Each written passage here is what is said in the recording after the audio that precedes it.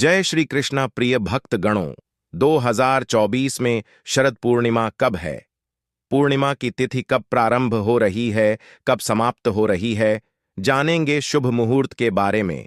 इस दिन चंद्रोदय का क्या समय होगा और शरद पूर्णिमा की रात्रि में चंद्रमा के सामने खीर रखी जाती है।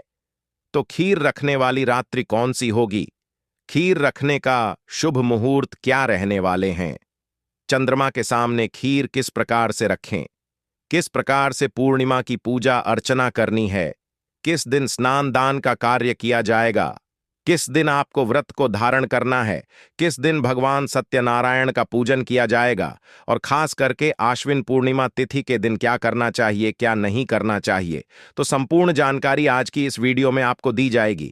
आपको कोई और वीडियो को देखने की जरूरत नहीं होगी, बस इस वीडियो को आप पूरा जरूर देखें और सभी बातों को ध्यानपूर्वक सुनें। प्रिय भक्त गणों, हिंदू धर्म में आश्विन पूर्णिमा का बड़ा ही विशेष महत्व माना गया है। आश्विन महीने की इस पूर्णिमा को शरद पूर्णिमा या रास पूर्णिमा भी कहते हैं। धार्मिक मान्यताओं के अनुसार शरद पूर्णिमा के दिन भगवान श्री कृष्ण जी ने गोपियों के संग रास रचाया था, इसलिए इसे रास पूर्णिमा कहते हैं। वहीं दूसरी मान्यता है कि शरद पूर्णिमा के दिन माता लक्ष्मी जी भूमिलोक पर भ्रमण करने के लिए आती है, इसलिए इसे कोजागिरी की निश्चित व्यापिनी पूर्णिमा को महालक्ष्मी मां की पूजन करना और ऐरावत हाथी पर आसीन देवराज इंद्र की पूजा करने से लक्ष्मी की प्राप्ति होती है। आश्विन माह की पूर्णिमा है और जो भी मनुष्य मध्य रात्रि में महालक्ष्मी की पूजा, इंद्र की पूजा, चंद्र की पूजा और कुबेर का पूजन करता है, कहा जाता है उन सभी मनुष्य के जीवन जन्म में पर्यंत तक धन की समस्या नहीं आती। शरद पूर्णिमा की रात है और चंद्रमा की सोने कलाओं से परिपूर्ण होता है। एक ऐसा दिन जिस दिन आप व्रत पूजन करने से आपको सभी प्रकार के फलों की प्राप्ति होती है, अपार धन संपदा की प्राप्ति होती है, अच्छे स्वास्थ्य की प्राप्ति होती है, ग्रह बाधाओं से मुक्ति मिल जाती है और किसी भी प्रकार की आपको परेशानी हो, उन परेशानियों से मुक्ति मिल जाती है। आपकी कोई कामना हो, इस दिन चंद्रमा की पूजा करने मात्र से कामना पूर्ण हो जाती है। प्रिय भक्तगणों, आइए अब जानते हैं पूर्णिमा के शुभ मुहूर्त के बारे में। पूर्णिमा तिथि कब प्रारंभ हो रही, कब समाप्त हो रही है? आश्विन मास की पूर्णिमा तिथि का प्रारंभ होगा 16 अक्टूबर की रात्रि में 8:40 पर और आश्विन मास की पूर्णिमा तिथि समाप्त हो रही है 17 अक्टूबर को शाम को 4:55 पर। तो पूर्णिमा तिथि का व्रत हमें कब करना है? पूर्णिमा तिथि और विशेषकर जब बात करें शरद पूर्णिमा की, तो महत्व होता है रात्रि का। रात्रि में ही हम चंद्रमा को अर्घ्य देते हैं, चंद्रमा की विधि विधान से पूजा करते हैं और खीर भी रात्रि में ही रखी जाती है। तो ऐसे में 16 अक्टूबर 2024 को यानी कि बुधवार के दिन शरद पूर्णिमा मनाई जाएगी। इसी दिन आपको व्रत धारण करना है और इसी दिन चंद्रमा की पूजा करेंगे और रात्रि में खीर भी हम 16 अक्टूबर की रात्रि में ही रखेंगे। पूर्णिमा की रात्रि में मां लक्ष्मी की पूजा आराधना की जाती है, मंत्रों का जप किया जाता है। बहुत से लोग हैं जो रात्रि में निषद कालीन पूर्णिमा की रात्रि में मां लक्ष्मी की विशेष पूजा आराधना करते हैं, तो वह पूर्णिमा की रात्रि में प्राप्त हो रही है 16 अक्टूबर 2024 को। लेकिन अगर आप पूर्णिमा का स्नान दान करें तो स्नान दान की पूर्णिमा होगी 17 अक्टूबर 2024 को, क्योंकि ब्रह्म मुहूर्त में अगर हम स्नान करते हैं तो ब्रह्म मुहूर्त में पूर्णिमा का होना आवश्यक है, वह हमें प्राप्त हो रहा है 17 अक्टूबर को। तो स्नान दान की पूर्णिमा 17 अक्टूबर 2024 को मनाई जाएगी और जो लोग पूर्णिमा का व्रत करते हैं वह 16 अक्टूबर को व्रत धारण करेंगे। हम जो विशेष खीर रखते हैं चांदनी में, तो ऐसे में 16 अक्टूबर को चंद्र देवता को भोग स्वरूप खीर रखा जाएगा। अब एक प्रश्न आपका आता है कि हम पहली बार पूर्णिमा का व्रत धारण करना चाहते हैं, क्या इस बार की पूर्णिमा से व्रत कर सकते हैं?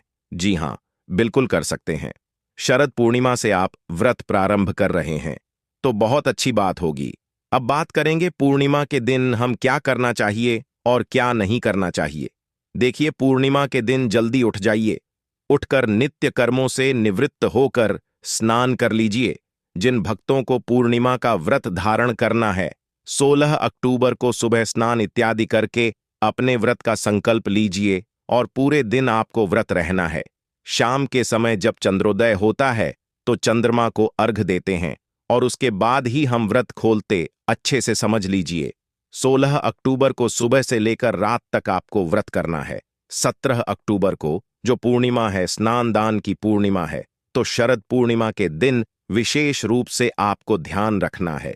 किसी भी प्रकार से तामसिक भोजन आपको नहीं करना है। लहसुन, प्याज, मांस, मदिरा अगर आप रोज खाते हैं तो आज आपको नहीं खाना है। पूर्णिमा के दिन और विशेषकर शरद पूर्णिमा के दिन काले रंग के वस्त्र नहीं धारण करने चाहिए। इस दिन सफेद चमकीले रंग के वस्त्र पहनने चाहिए, लेकिन अगर संभव ना हो तो आप नारंगी, लाल, पीला रंग के वस्त्र धारण कर सकते हैं। काले रंग को भूलकर भी मत धारण कीजिए। इसके अलावा आप जो भी शुभ रंग है उन्हें धारण कर सकते हैं। अगर आपके यहाँ ठाकुर जी विराजित हैं तो शरद पूर्णिमा के दिन उन्हें सफेद रंग के चमकीले वस्त्र धारण करवाइए और विधि विधान से उनकी पूजा कीजिए और उन्हें माखन, मिश्री और खीर का भोग अर्पित कीजिए और ठाकुर जी के सामने राधा कृपा कटाक्ष स्तोत्र का विशेष पाठ करना चाहिए। अब बात करते हैं शरद पूर्णिमा के दिन के शुभ मुहूर्त के बारे में।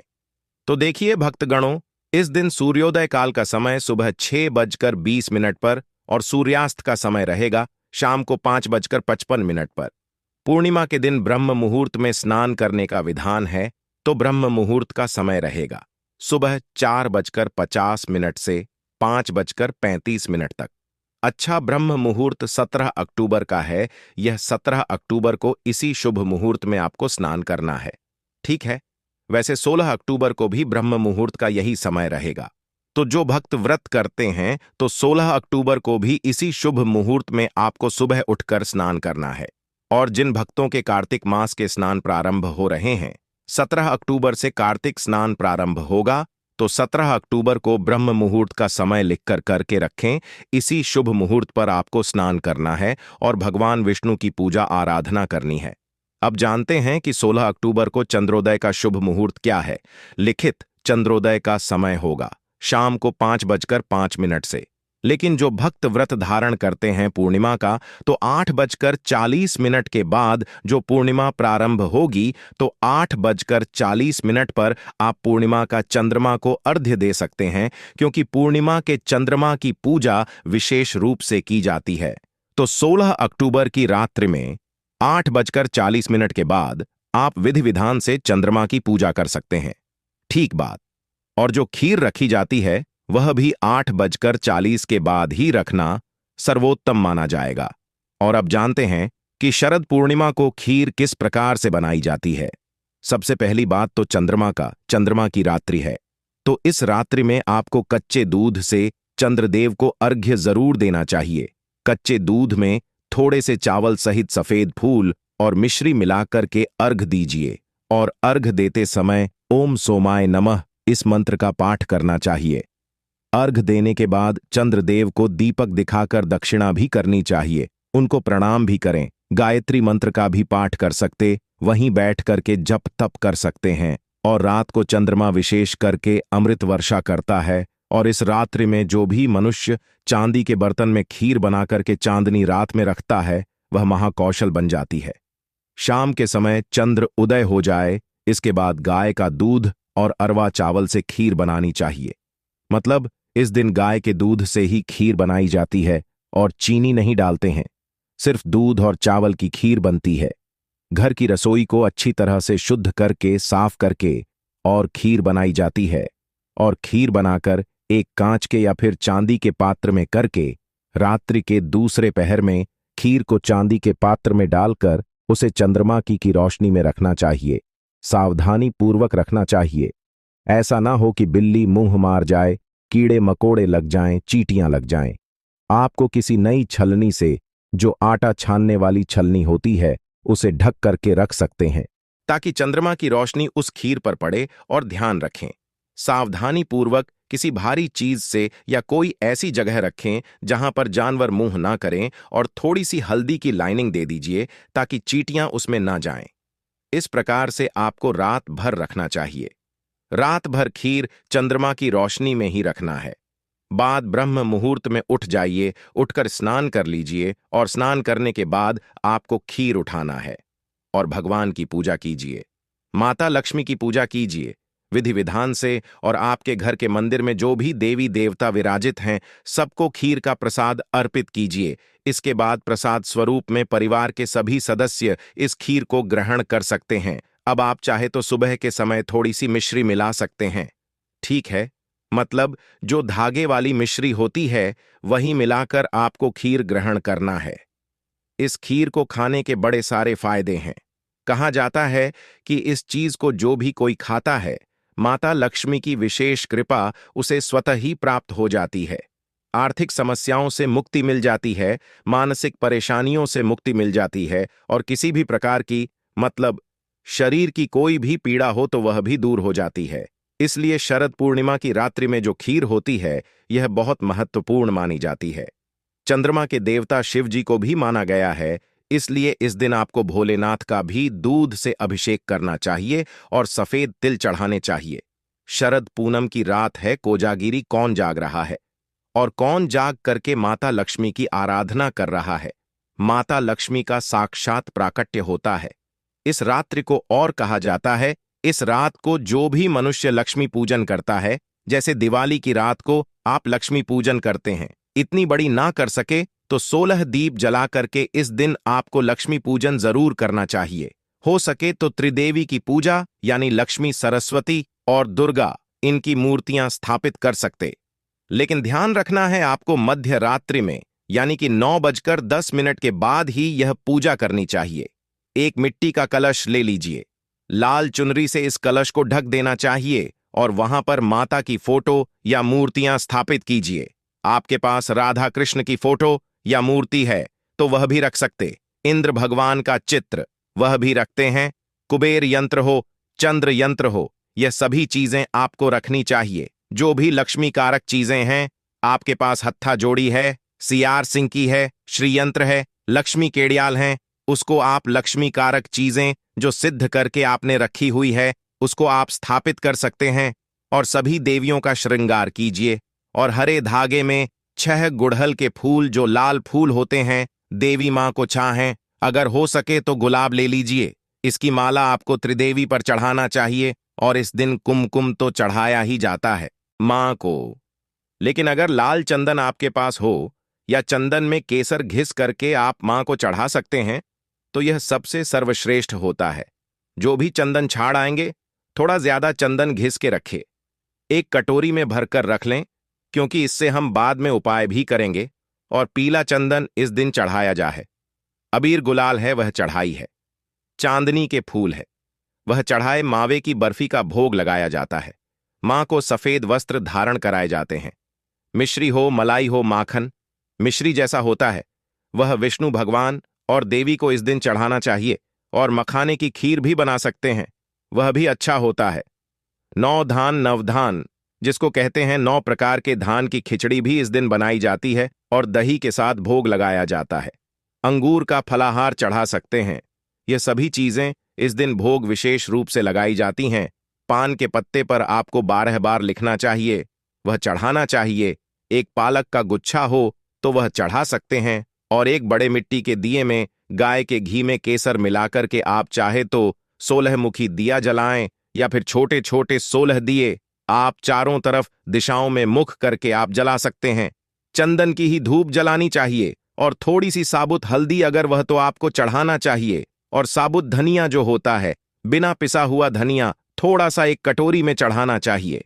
दोस्तों, शरद पूर्णिमा के दिन हिंदू पंचांग के अनुसार कुल 21 तरीके के शुभ योग बनने जा रहे हैं, जिसमें महालक्ष्मी योग, धन लक्ष्मी योग, कुबेर योग, इंद्र योग और शिव योग बनने जा रहा है। और ऐसा शुभ समय पूरे 162 वर्षों बाद आया है। और क्योंकि दोस्तों आज से महालक्ष्मी योग और कुबेर योग एक साथ बनने जा रहा है, तो इसका मतलब यही है कि पूरा साल माता लक्ष्मी जी के नियंत्रण में रहेगा।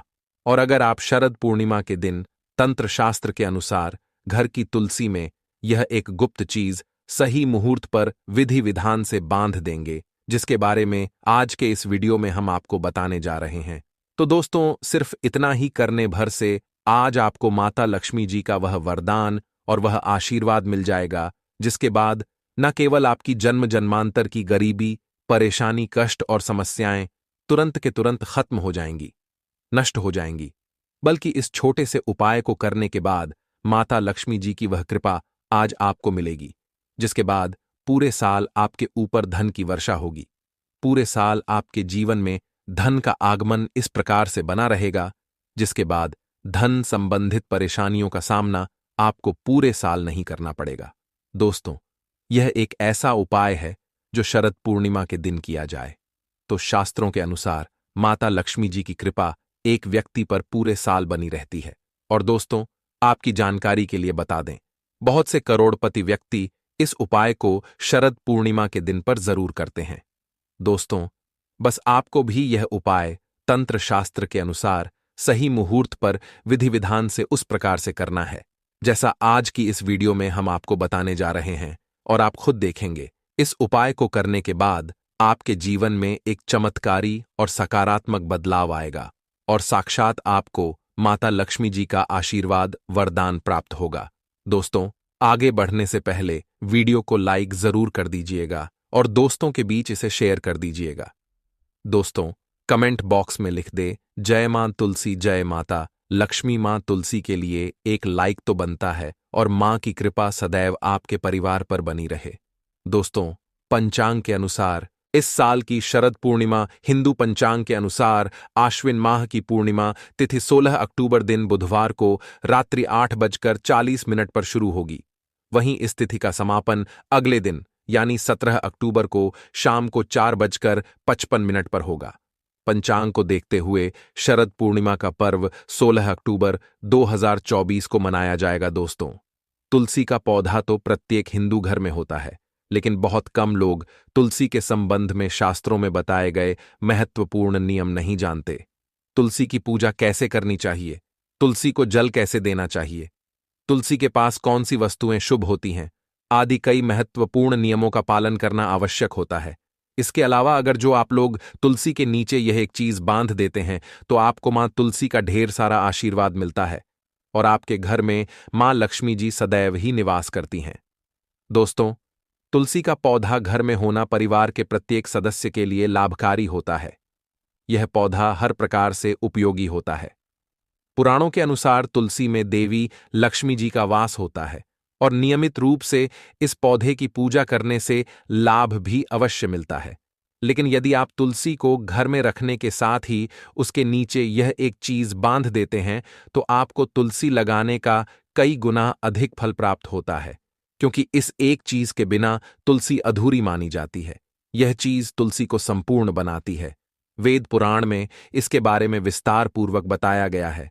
लेकिन इसी के साथ क्या आप जानते हैं कि शरद पूर्णिमा के दिन तुलसी की पूजा करने से भगवान श्री विष्णु और माता लक्ष्मी जी अति शीघ्र प्रसन्न हो जाते हैं और आपको आशीर्वाद मिलता है और जीवन में वह खुशियां मिल जाती है जिसके आप हकदार हैं।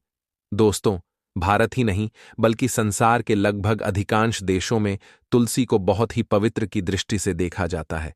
अनेक औषधीय गुणों से भरपूर तुलसी धार्मिक महत्व भी है। अनेक धार्मिक अनुष्ठानों और तांत्रिक प्रयोगों में इसका उपयोग होता है। पुराणों में तुलसी को भगवान श्री विष्णु जी की पत्नी होने का गौरव मिला है। इसके साथ तुलसी जगत जननी भी है। परमात्मा के अनेक दुर्लभ वरदान में से एक है। तुलसी के बिरवा को अमृत रूपी कहा गया है। जहां तुलसी का पौधा लगा होता है वहां ब्रह्मा विष्णु शिव यानी कि त्रिदेव का निवास होता है और तुलसी की पूजा करने से महापाप भी उसी प्रकार नष्ट हो जाते हैं जैसे सूर्य के उदय होने पर अंधकार नष्ट हो जाता है। शास्त्रों के अनुसार जिन घरों में तुलसी का पौधा हरा भरा रहता है उस घर में सुख, शांति और समृद्धि बनी रहती है। भगवान विष्णु जी की पूजा और प्रसाद में तुलसी के पत्ता होना बहुत जरूरी माना जाता है, क्योंकि इसके बिना पूजा अपूर्ण मानी जाती है। इन्हीं कारणों से सभी हिंदू परिवारों में तुलसी का पौधा लगभग होना जरूरी होता है। अगर आपके घर में भी तुलसी है तो सुख, शांति और समृद्धि के लिए तुलसी मां को चुनरी अवश्य उड़ानी चाहिए और तुलसी मां को चुनरी चढ़ाने से आपके घर में सुख समृद्धि आती है। अक्सर लोग जाने अनजाने में कई गलतियां कर देते हैं। वह तुलसी का पौधा तो लगा लेते, लेकिन तुलसी मां को चुनरी नहीं उड़ाते, जिसके कारण उन्हें शुभ फलों की प्राप्ति नहीं होती है। मां के ऊपर जरूर बांधनी चाहिए। तुलसी न केवल एक पौधे है, बल्कि यह हमारी मां के समान है। कई घरों में तुलसी पर चुनरी उड़ाकर रखा जाता है, लेकिन इसका ध्यान कुछ लोग ही रखते हैं। आमतौर पर लोग तुलसी को लाल रंग की चुनरी उड़ाते हैं, लेकिन लाल मंगल का रंग है। तुलसी का रंग का कारक बुध है। बुध और मंगल मित्र नहीं है, इसलिए तुलसी को सफेद चमकीली या रंगीली चुनरी उड़ाना अत्यंत अशुभ होती है। कई लोग यह भी गलतियां कर देते हैं कि तुलसी की चुनरी काफी पुरानी हो जाती है, फट जाती है, लेकिन वह फिर पूर्णिमा या फिर अन्य कोई शुभ दिवस पर चुनरी को लोग बदल देते। लेकिन आपको न केवल चुनरी को बदलना चाहिए, बल्कि साफ सुथरी चुनरी आपको हमेशा उड़ानी चाहिए। और बिना चुनरी तुलसी मां नाराज हो जाती है और आपको फलों की प्राप्ति नहीं हो पाती। दोस्तों, तुलसी में कई दिव्य शक्तियां विराजमान होती हैं। जो लोग तुलसी विवाह कराते हैं, उन्हें कभी कष्ट नहीं आते, स्वर्ग की प्राप्ति होती है, मां की बड़ी प्रसन्नता मिलती है। शालिग्राम और तुलसी के विवाह करने से सारे अभाव या फिर कलह, पाप, दुख और रोग नाश दूर हो जाते हैं। दोस्तों, तुलसी के पास यह चीज कभी ना रखें। तुलसी के पास आप शिवलिंग ना रखें और गणेश जी की प्रतिमा ना रखें। शिवलिंग के पास कपड़े कभी ना सुखाए, क्योंकि आप जब भी सुखाते हैं तो उससे जो पानी गिरता है वह अशुभ होता लाता है, नकारात्मकता फैलता है। तो तुलसी के पास कपड़े भी ना सुखाएं। शिवलिंग और गणेश जी की प्रतिमा ना रखें और जूते चप्पल भी ना उतारें। तुलसी के पास सदैव साफ सफाई रखें और तुलसी को शुद्ध पवित्र जल जरूर देना। साफ स्वच्छ वस्त्र धारण करके ही तुलसी को जल दें। दोस्तों, रविवार के दिन भी तुलसी को छूना वर्जित माना गया है। दोस्तों, कोई विशेष मनोकामना है, जीवन में अगर उपलब्धियां नहीं प्राप्त हो रही हैं, जीवन में कोई कष्ट है, माता लक्ष्मी की कृपा प्राप्त करनी है, तो आपको निश्चित तौर पर शरद पूर्णिमा के दिन तुलसी में आप एक लाल मौली धागा ले लें। लाल मौली धागा में आप 5 हल्दी गांठ बांध लें और अपनी मनोकामना बोलते हुए तुलसी के नीचे आप तुलसी में बांधें और अपनी मनोकामना जरूर बोलें।